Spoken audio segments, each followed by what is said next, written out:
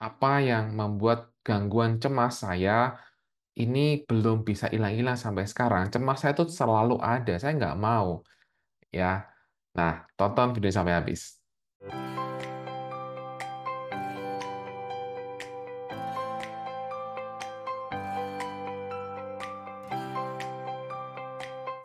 Teman-teman yang mengalami gangguan kecemasan, baik disertai masalah lambung, GERD, ataupun yang lain, atau teman-teman yang mengalami gangguan kecemasan tapi tidak mengalami masalah lambung, biasanya akan mempertanyakan hal seperti ini. Kenapa sih cemasku datang lagi? Kenapa sih cemas lagi dan kenapa cemas lagi?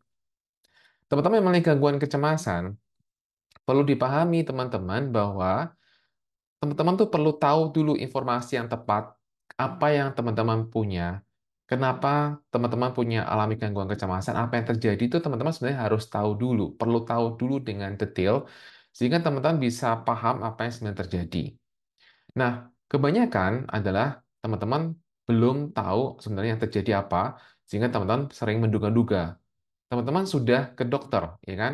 Sudah ke dokter ketika ada sensasi fisik. Ketika mengalami masalah nggak nyaman di tubuh, udah ke dokter dan seperti biasa, biasanya akan dikatakan bahwa, oh ini masalahnya lambung saja, jangan stres. Itu yang sering kali dikatakan, ya. Kemudian ketika teman-teman masih punya masalah seperti ini, teman-teman kemudian cek ke dokter yang lain. Cek kolesterol lah, cek kemudian gula darah, cek-cek semuanya, teman-teman cek semuanya yang sebenarnya itu sangat bagus sekali, namun teman-teman masih belum bisa memahami kenapa ini muncul ya. Pikirannya itu masih sering kayak mengancam, pikirannya itu masih sering berisik. Sehingga teman-teman akhirnya semua data yang teman-teman dapatkan itu hanya membuat teman-teman merasa lega sesaat. Lega sesaat, kemudian cemas lagi. Nah, jadi kembali lagi teman-teman perlu punya pemahaman yang tepat dulu. Makanya bagi teman-teman yang sudah punya buku Bapak Cemas, sudah memiliki Good Anxiety, itu teman-teman sudah tahu apa yang sedang terjadi, kenapa terjadi simptom, sensasi, dan bagaimana mengatasi pikiran-pikirannya. Sekarang, yang selainnya saya mau katakan bahwa kenapa simptom atau sensasi itu belum bisa hilang-hilang karena Anda nggak paham, Anda belum paham dengan apa yang Anda alami. Di samping itu juga karena yang lain adalah karena apa teman-teman? Karena teman-teman ini sering punya kebiasaan. Kebiasaan berpikir dan juga kebiasaan untuk bertindak, di mana membuat teman-teman akhirnya menjadi kebiasaan cemas. Jadi ketika teman-teman cemas, maka itu akan muncul autonomic nervous system. Autonomic nervous system itu akan merespon setiap yang Anda anggap sebagai suatu ancaman. Dan sebenarnya fungsi ini juga bagus sebenarnya, autonomic nervous system ini, teman-teman. Ketika teman-teman misalnya merasakan ketegangan tertentu, kemudian satu reda, itu oke, ya kan? Misalnya teman-teman dikejar deadline. Setelah deadline selesai, relax. Kemudian misalnya teman-teman melakukan kesalahan, dan kemudian kesalahan ini bisa diselesaikan. Ya udah, selesai kan? Ketika melakukan kesalahan, kan, aduh, gimana, gimana. Kita udah mulai, thinkingnya udah mulai negatif-negatif. Tapi kemudian ketika solve, udah selesai, ya udah relax. Jadi kita tidak selalu dalam keadaan tegang. Nah, yang terjadi ketika ANS teman-teman, autonomic nervous system teman-teman itu terus berada dalam keadaan tegang, ya karena teman-teman yang saya bilang tadi kebiasaan untuk berpikir yang aneh-aneh, gitu kan, menyikapi segala sesuatunya dengan aneh-aneh karena teman-teman nggak punya basic, maksudnya nggak punya pemahaman yang tepat dengan apa itu anxiety, apa itu gangguan cemas, maka teman-teman kemudian akhirnya ya tadi cemas lagi. Jadi yang sudah harusnya cemas, kemudian rileks, cemas, kemudian rileks, cemas, rileks, itu akhirnya adalah cemas, cemas, cemas. Nah, sehingga yang terjadi adalah ANS kita yang kemudian jadinya terlalu over kan, kerjanya terlalu over, tanda kutip ya, kerjanya terlalu over karena kan nggak karena tegang terus, tegang nggak ada relax gitu kan, tegang, tegang, tegang. Nah, itu yang kemudian membuat kita jadi stuck di posisi tertentu di ANS itu, di autonomic nervous system itu kita jadinya stuck. Stuck ini, ketika di posisi stuck ini, kita jadinya ya tadi, sensasi kan gampang muncul. Ya, jadi yang perlu dilakukan adalah bagaimana meregulasi sistem saraf kita supaya kembali ke rileks tadi, kembali ke posisi rileks. Jadi jangan tegang terus. Nah, bagaimana cara untuk membuat kita itu kembali ke ke sistem saraf kita yang membuat kita rileks? Yaitu dengan cara cobalah ubah thinking kita dan juga ubahlah bagaimana cara kita bereaksi atas simptom yang muncul. Dan itu sudah saya jelaskan di buku Bapak Cemas, buku Good saya Anxiety. Cuma masalahnya adalah beberapa teman-teman semuanya ini masih, yang tadi saya bilang kan, mikir-mikir. Jadi kalau teman-teman ke dokter gitu kan, hanya merasakan nyaman sesaat ketika dokter mengatakan, oh nggak apa-apa Pak, nggak apa-apa Bu, kamu aman-aman saja, sehat-sehat saja. Enak sebentar, tapi kemudian ketika ada sensasi muncul lagi, loh aku udah ke dokter, sensasi muncul lagi. Kemudian kita jadi merasa cemas lagi, kita mulai thinking lagi, kita mulai mikir-mikir lagi kan. Kita melanjutkan kita untuk mikir-mikir dengan semua apapun yang terjadi di tubuh. Walaupun dokter juga udah mengatakan nggak apa-apa, ini bisa sembuh kok dengan pengobatan teratur dan sebagainya, ini bisa sembuh.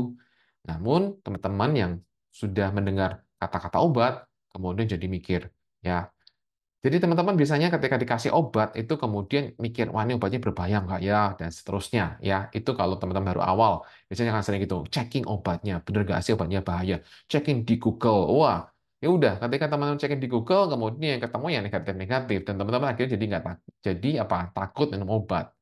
Nah, inilah kebiasaan yang sering terjadi pada orang yang mengalami kecemasan kan, teman-teman.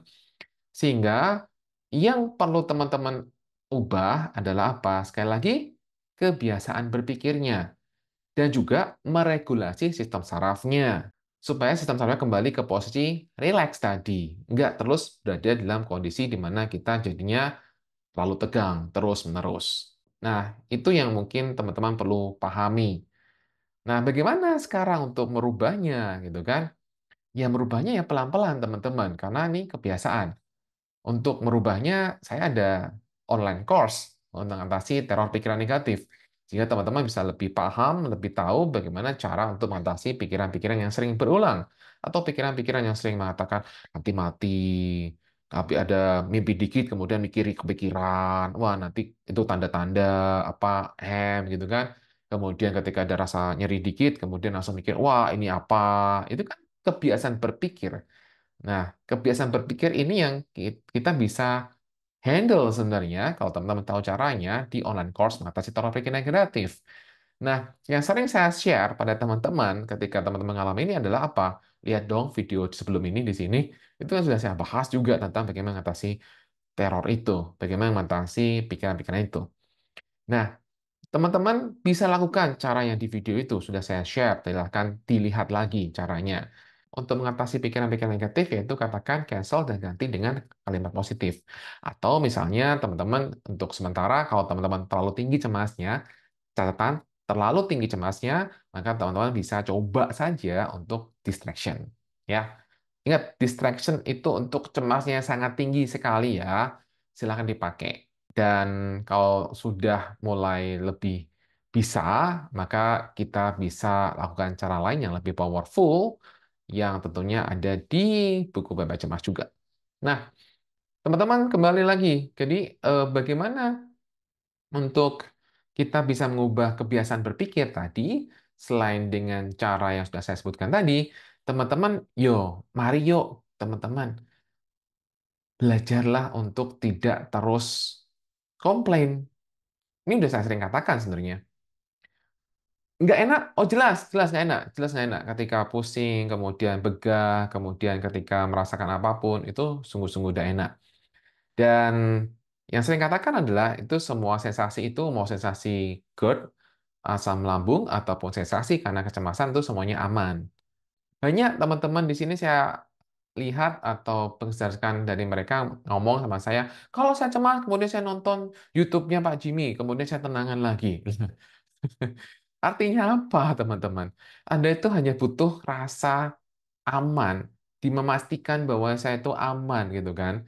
Sehingga ketika Anda sudah mendengarkan kalimat saya, atau Anda pernah mendengar kalimat yang tokoh yang Anda kagumi, yang mengatakan bahwa misalnya kamu aman, ini akan baik-baik saja, kemudian teman-teman jadi merasa tenangan, dan kemudian sesatnya kemudian hilang. Artinya apa?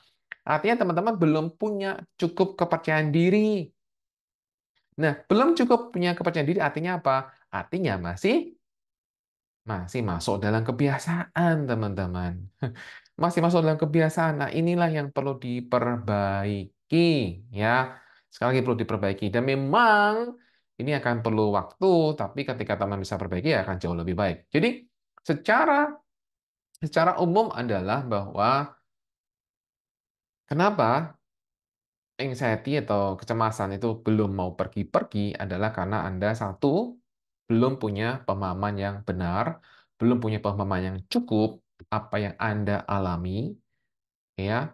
Kalaupun yang Anda sudah punya pemahaman yang cukup, Anda sudah ngerti. Yang kedua, Anda masih masuk dalam kebiasaan.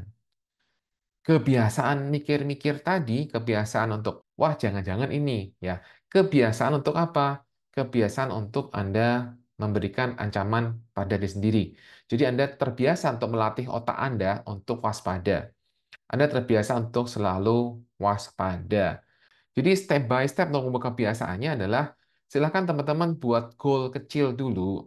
Goal kecil misalnya goal kecil-kecil langkah-langkah bayi aja teman-teman untuk mengubah kebiasaan.